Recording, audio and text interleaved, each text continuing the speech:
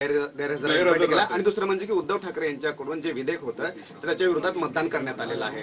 मला असं वाटतं की जी काही उद्धव ठाकरे यांच्या सेनेने सातत्याने अपीजमेंटची भूमिका, लांगुल चालनाची भूमिका घेतलेली आहे।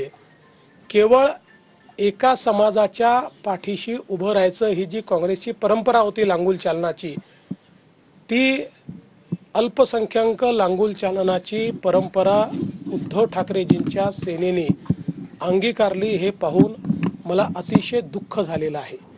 कारण वक्फ बोर्डाचं बिल हे कुठल्या समाजाच्या विरोधात नाही, मुस्लिम समाजाच्या विरोधात तर बिलकुल नाही, तर या ठिकाणी वक्फच्या माध्यमातून जो गैरकारभार चाललाय, जो गैरव्यवहार चाललेला आहे, तो गैरव्यवहार संपला पाहिजे म्हणून हे विधेयक त्या ठिकाणी आणलेलं आहे।